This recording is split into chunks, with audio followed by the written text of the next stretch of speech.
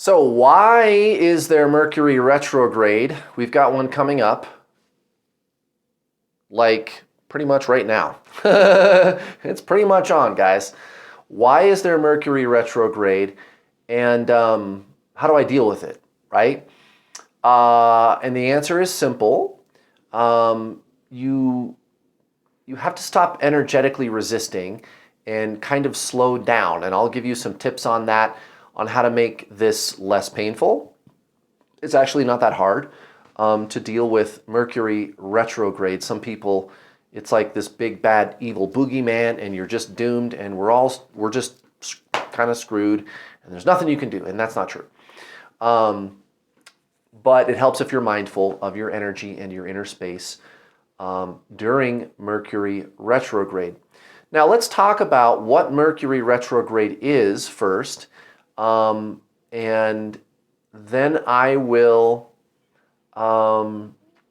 give you some pointers on how to deal with it, and then I'm going to talk about why it has to be this way. Why have Mercury retrograde, right? Why do there have to be challenges? Why do there have to be inconveniences? Why does this have to happen this way? Why can't God just make things kind of the way it's supposed to be? You know, kind of question. Like I just want to go there into that kind of philosophical talking point. You might find it interesting. And actually, if you care to watch that part of the video, I'm going to do it at the end. But if you care to watch that part of the video, I think it'll help you make the advice that I'm going to give you about how to deal with Mercury retrograde make more sense and be more useful to you. So that's kind of how I'm going to break this video down in 3 parts. Part 1, what is it? Part 2, how do I deal with it? Part 3, why? Okay. So what, how, and why? Okay, so what is Mercury retrograde? Number 1, Mercury retrograde, if you want to see what it really is, the best way for you to get an answer to that question is I would watch a video on YouTube about it, and you could type in Mercury retrograde astronomy, not astrology. And I like astrology too, but if you want to see what it is and why Mercury seems to go reverse in our sky, instead of crossing the sky this way, all of a sudden it starts to go this way. And then after a few weeks, it starts to go back this way again. And it's kind of strange. Why does it do that? It's not that it's really going backwards. It has to do with our angle of view in the solar system, being that, it's inside the solar system from us. And different planets can go retrograde at different times for different reasons. But if you want to see how that works, kind of the mechanics of why the thing goes backwards, it's really interesting. And actually, it might help you understand a lot better why this happens from a technical standpoint. Like, why is Mercury retrograde like an incoming event? Because here's the thing. Here's what confuses people about this. If you look in the sky and you can spot Mercury, it's always there, usually. Maybe not always, because it does go behind the sun. And then you can't see it at all from our perspective, okay? Because, it's a circle, right? You're looking at the solar system. You get why. The Earth can be on this side of the sun, Mercury can be on this side of the sun, and my head is in the middle of the sun, right? Well, what happens is Mercury comes around this way, and then as it gets closer to Earth, and we're both orbiting, but, Mercury is orbiting much faster than Earth is, right? And as Mercury is incoming towards Earth, that's when you look up at the sky, and it looks like it's going backwards in the sky, okay? And it has to do with the geometry of the orbits of Mercury and Earth around the sun. So that's why I said, if you want to know what it is from a technical standpoint, go type into YouTube, see if you can find an animation. I've seen them before. I know there's a few out there on YouTube that are really good, but just type in Mercury retrograde astronomy, right? See what an astronomer is going to show you about it. an animation. Maybe there's an astrologer who does that too. So that's kind of what it is from a technical standpoint. Now, what it is from a spiritual and actually metaphysical standpoint is, because spiritual is just consciousness, right? That's all that is. A lot of the time they'll take metaphysics or psychology and they'll put the spiritual label on it. And you get a lot of that in kind of that new age community. And that's fine. It's whatever. It's just a word. We're kind of all on the same page. Yeah, I know what spiritual really is, but these are spiritual topics. Okay, fine. Well, anyway, that's just semantics. But how it affects us when Mercury is getting closer to Earth, that's what's happening. Essentially, Mercury is making a close pass to Earth. So here's Earth, and both are moving, but because Mercury is moving faster, Mercury is getting at its closest to Earth. And it creates this dissonance of energy, of metaphysical energy. And that dissonance is very, very uncomfortable. There's more harmony when Mercury is a little bit further away. For whatever reason, the energy of that planet and the energy of Earth are different enough where they can be in better harmony when Mercury is furthest away from the Earth, let's say, on the other side of the sun, for example. And if you don't know what dissonance is, go find a piano and hit the C key and hit the E key, and that's harmony. C and E together make a nice harmony. C and D together make dissonance, or perhaps C sharp and C together. It hurts. It's because the two vibrations are too damn close together. Okay? And so when those vibrations are too close together, it makes kind of an ugly, like dragging fingernails across a chalkboard kind of thing, right? That's dissonance. And so when Mercury gets super close to Earth, it creates that dissonance, that uncomfortable energy, and things don't have to go wrong. So now we're going to get into talking point number 2. What do you do about it? So things don't have to go wrong, but they're gonna because of the human condition, okay? We expect things to go a certain way, and that dissonance comes in to kind of play on the ego's expectations. The ego is this uncomfortable body of energy, of expectations and wants and desires, and things have to work like this all the time, right? And dissonance, so the energy that Mercury brings isn't necessarily bad on its own. It's just doing what it's doing. But when its energy and Earth's energy come together to blend, they just don't fucking blend well. And it disrupts all of our activities on Earth, all human activity. So that's why, for example, the quintessential story of the person who has a plane to catch and they do everything right, they leave the house super early, they get a taxi cab or an Uber or a Lyft and they go to the airport and the Uber driver's car breaks down. And then so they get another Uber to come pick them up, and then there's a traffic jam, and then they get through the traffic jam, maybe the Uber driver takes a detour, and then he gets into an accident, and then you got to get into another Uber, and then you finally get to the airport, and you're like, I could still make it. You're looking at your watch, I got just enough time, and then you get to security, and there's somebody holding up the line and making a huge fiasco. You fly all the time. You've never seen that happen in security before, and somebody's doing this right now. And guess what? You miss your airplane, right? And that sounds crazy. Like, I can't believe things would line up that much, that many problems. But that seems to be people's experience during Mercury retrograde. It's just shit like that, right? That's why you will always see people giving you advice like, what do I do? Well, just slow down and don't resist what is, okay? And that's a big piece of advice, because to slow down and not resist what is, you have to be a spiritual badass, pretty much. And I'm going to give you some pieces of advice on how to do that. I'll give you some resources because you've got a big wheel of energy, of expectations. It's called the ego.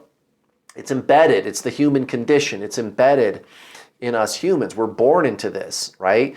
And what we're doing over the course of our soul life, if you will, the multiple incarnations that we're doing is we're trying to shed more and more Maya, as they call it, the illusion of self, the ego, right? But some quick advice that I would give you is to stop resisting internally, okay? It's just energy. It's just doing what it's doing, Mercury. It's not necessarily bad. It's just, from our perspective, disruptive. So the D key on the piano is not bad. Is the D note bad? No. Is the C note bad on the piano keyboard? No, C and D are not bad. They just don't really go good together, right? And it creates that icky, disruptive energy when Mercury gets close to Earth like that. It's like that nasty ringing energy that just fucks everything up. It's just, imagine like it comes in and it's just being disruptive. It's just tension. It's just creating tension and dissonance. That's all it's doing. And it's looking for ways to fuck with our activities, our human activities. That's why things seem to go wrong. Electronics seem to break down. All you need to do, guys, here's the simple advice that I'm going to give you. All you need to do is just kind of slow down. Take extra time to plan things. You can still plan a vacation or a trip or something if you're planning it out. And take a vacation or a trip even. But if you're going to take a vacation during Mercury retrograde, I would not pack your schedule with a bunch of stuff. Right? If you're going to be gone for a week, give yourself 1 or 2 stops. I'm going to go to 1 or 2 tourist attractions for the whole week, and the rest of the time I'm just going to chill. Right? Or if you're planning a vacation, like let's say you were fixing to plan a vacation for next month, let's say June. It's May, well, it's May 7th as I'm shooting this video right now. But Mercury retrograde, I think, starts on May 10th. And it should be over by like kind of the beginning of June-ish, somewhere in there, if I remember right. I checked a couple days ago. I don't remember the exact date, but pretty much, if you were planning a vacation for June, okay, you can start right now, but before you make any decisions, like say you're going to go buy a plane ticket and you're shopping for plane tickets right now for the vacation you're going to take in June, well, that energy could carry forward. So don't just get the first thing that you see. Take your time. Like pick out a couple of flights for next month that you're going to get on and leave the tabs open on your computer browser and then come back the next day and think about it a little bit. And maybe reconsider the price and just mull it over. You know, don't rush. You know, take a day or two to think about it. You know, just stuff like that. Just kind of slow down, right? Electronics, yeah, they can break. Just don't lose your shit when stuff goes wrong. Be cool, because you'll make it worse. That energy of dissonance, that disruptive tension that Mercury brings is present.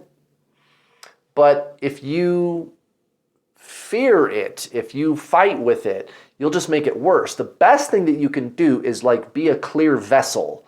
It's like you just let the energy pass through you, the vibes pass through you, right? You just be a clear vessel. If that makes any sense to you. And the actions that you take with your body, the doing, the actions that you're up to, they don't have to necessarily match what's in your body. So for example, the person that's trying to get to the airport, that example that I gave you earlier, well, maybe the reason it was so over the top dramatic was because they were really, really angry the whole time, or really, really stressed out during that whole experience the whole time, right? So it's not that you just say, fuck it, I'm not going to resist, and I'm just going to sit here in the broken down Uber car, which was the first thing that happened.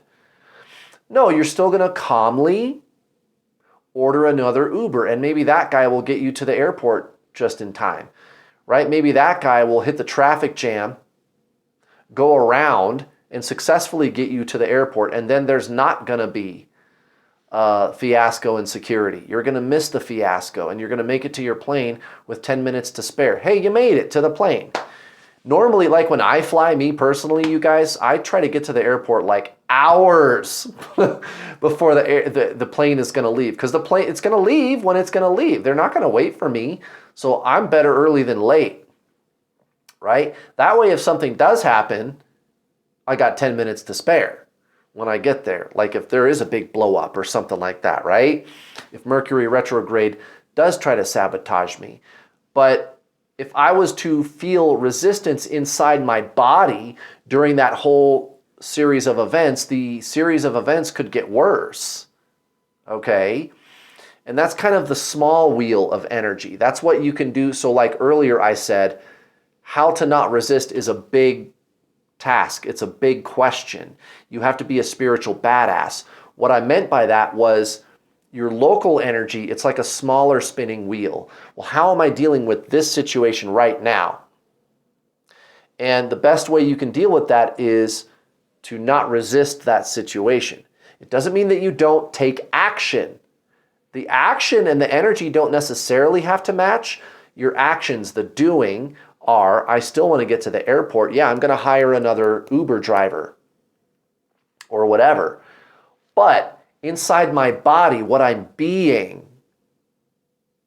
is calm. I'm not resisting. I'm going, there's a reason this is happening. It is Mercury retrograde. I'm not going to sit here and resent that. That's just part of reality. And this is why like the last part of the video is going to be really perhaps interesting to you guys, because I'm going to get into that philosophy. Why does this happen? And when you understand more deeply why challenges arise in our reality, it'll help you deal with them better.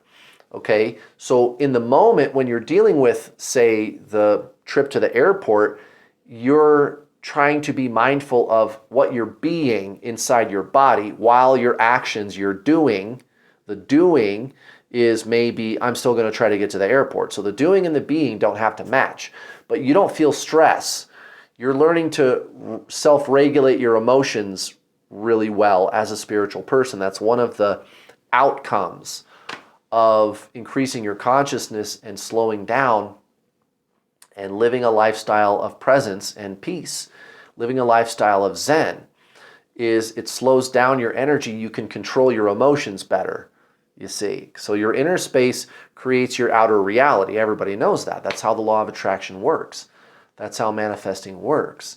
So that's kind of the small wheel. That's the moment to moment, this particular instance, today's events, okay, that I'm dealing with, the actions I take and the energy that I feel during, say, a thing like Mercury retrograde.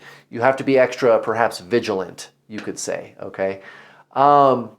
Now, the big wheel is to be a spiritual badass, because there's layers upon layers. Your ego, the personality, the identity entity, Maya, right? The false sense of self. So the big wheel, that'll help you deal with those smaller wheels, the day-to-day challenges. If you have an overall general like calmer stance in life, that's your big wheel. That's the bigger energy. That's the being a spiritual badass. And I can calm down easier because my overall bigger energy is calmer to begin with. So the little wheels, when they start to spin, the little things that come along, or even big challenges in life, they're easier to deal with in the moment. Does that kind of make sense? I hope my analogy makes sense to you guys. So it's good if you live like that. It's good if you live peacefully to begin with. And So now kind of switching into the third thing I wanted to talk with you about in this video, which I think is the most interesting. And this, of course, is what could help you perhaps deal with triggers and circumstances and things. Why you would want to have a stance in life, generally speaking, where you would deal with problems internally, how you feel about them differently to start with. Like when the Uber car breaks down on the way to the airport, you don't really get that triggered by it, maybe for a minute, but then you go, wait, hold on, calm down. This is happening for a reason. It is Mercury retrograde, and that happens for a reason too.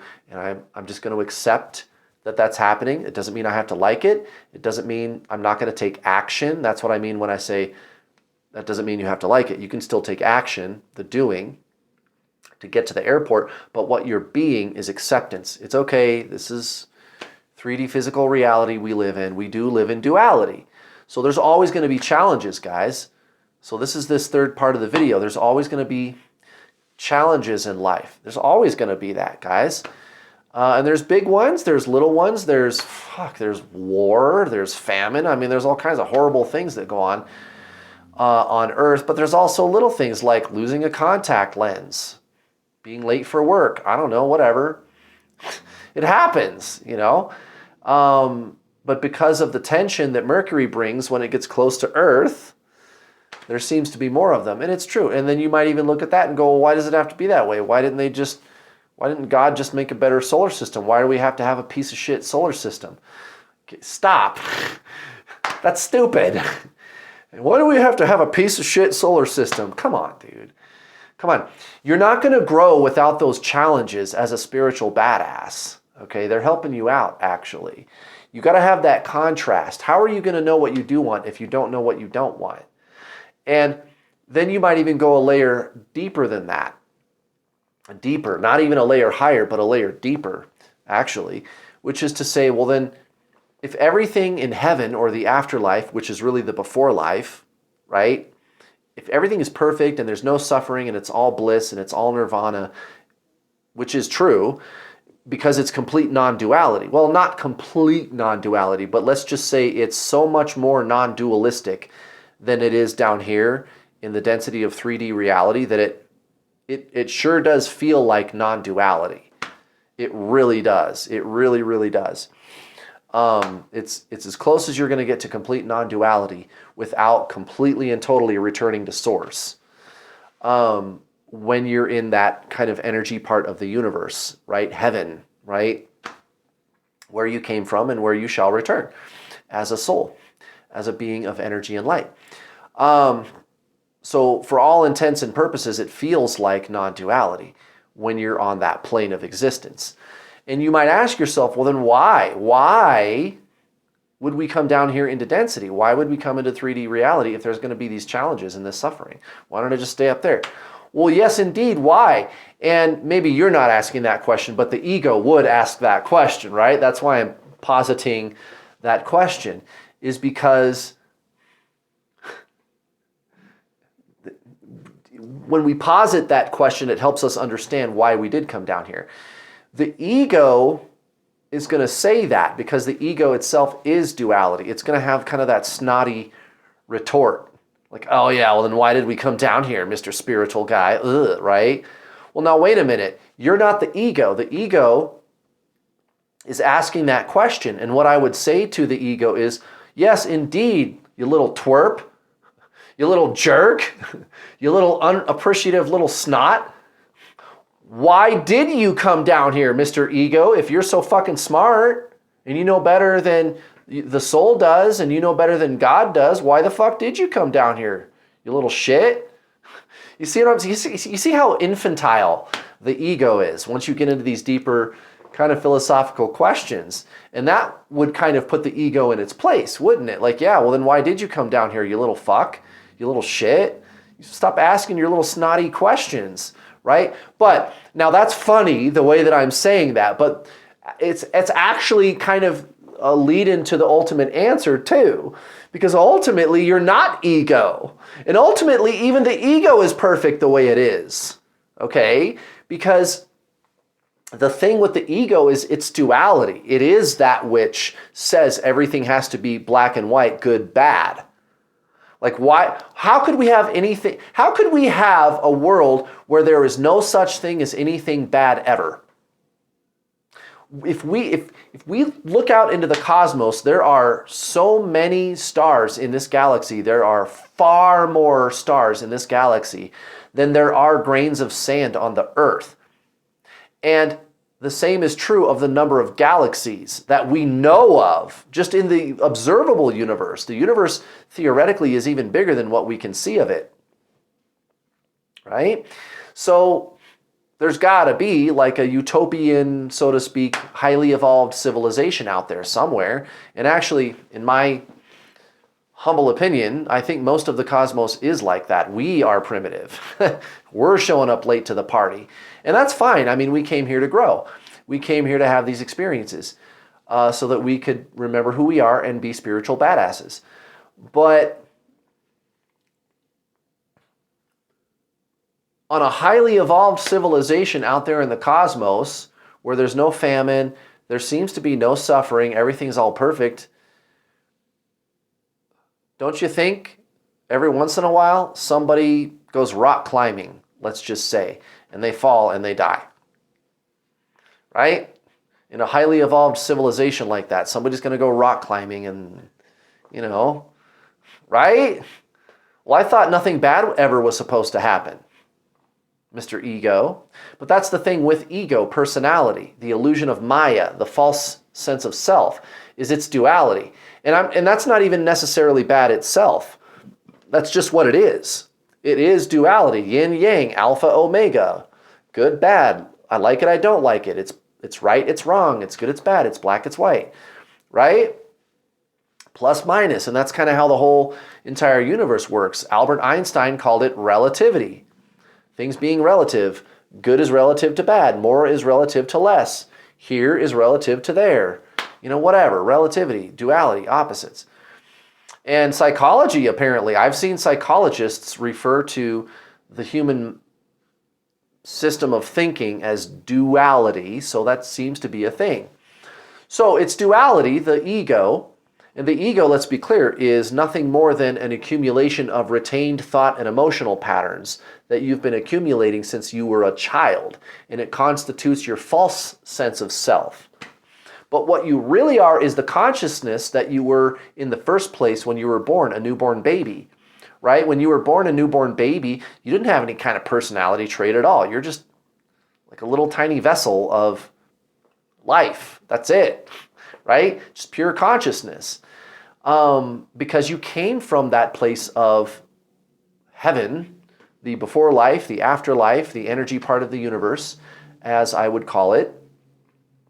And it is, for all intents and purposes, it appears to be, from our point of view, non-duality, pure consciousness, almost. So that's the consciousness. That's the non-duality, is the actual consciousness. That's who you really are. You're not the personality. You're not the collection of retained thought and emotional patterns. The ego personality, kind of the same thing, right? Ego personality. That's not who you really are beyond the body, right? That's the mind. It's the ego. It's the personality. And I'm not even saying the personality is bad. That's just what that is. But all it can do is look at things black and white, good or bad. Now, when you transcend the ego, they call that enlightenment, right? And enlightenment, it seems to be a term that's reserved for the greats in spiritualism, right? Krishnamurti, Paramahansa Yogananda, Eckhart Tolle, Buddha, Jesus, Krishna, whoever, right? But there's different levels of enlightenment. If you're watching this channel, you're probably a lot more enlightened than a lot of other humans. And that's not a judgment. I hate saying that because that sounds like holier than thou. That's not it. It's just consciousness. You don't feel better than anybody. But the problem is the language barrier. The language is duality. So because it's duality, it's this and that. It's more or lesser. It's greater, lesser. Like if I emanate a more intense consciousness, then that's more enlightened. Okay? But people think enlightenment is good and being unenlightened is bad. Well, do people think that, or does that person's ego think that? Right. There's your answer to this whole question of good, bad. From the standpoint of non-duality of consciousness, it's not a matter of good, bad. It's just what is.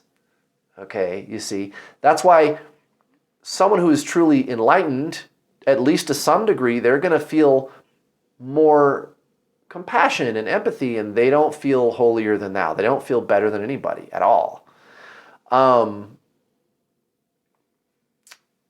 It's this magic juice of consciousness. There, I said it. Right? And it's not really magic. I suppose you could say it's technology, but it's the essence that the mind can't explain or understand. Like, how is it that you're able to increase your consciousness and at the same time, it seems like you become less and less of the world, less and less of judgment without having to think through the question of how do I stop judging? Or how do I stop thinking I'm better than somebody else or something like that? Well, you don't. You don't figure out how to do that. You leave behind the figuring out. Listen to that again. You don't figure out how to do that. You leave behind the figuring out, the thought. Because thought is always going to be duality. Lesser, greater. Right? That's why if you're really enlightened, you don't feel holier than thou. You just feel like an ordinary person or something, but maybe you are aware that, there's other people that are more like judgmental or something than you are, or whatever it is. And that's just what is. It's not a judgment to say that. You don't look at even a person that judges, you don't really judge them, even though they judge you. Right? And this is the strange paradox of Jesus and all the saints that people don't understand sometimes, because the whole right or wrong, good, bad thing is ego. And so it can seem challenging to sink your teeth into this philosophy, because when you get to the core of being, of consciousness, it sounds like what we're saying is there is no such thing as good or bad. And ultimately that is true, but on the other hand, if we live completely that way, then there could be complete lawlessness, right? There would be tyranny and lawlessness, and people would be murdering each other or whatever it is, right? But we don't do that as spiritual people. If anything, as spiritual people, we're more peaceful. That's the interesting thing. But we feel less and less like there is a way that's right versus wrong. It's more like, what would love do or something? What would love do? Joy, truth, love. That's what you want. The deeper you go spiritually. So that's why this whole question of good or bad, right or wrong, if you get what I'm saying right now, I think that'll help you be more accepting of the events that Mercury retrograde brings. I hope you found this video helpful, guys. Thank you so much for watching.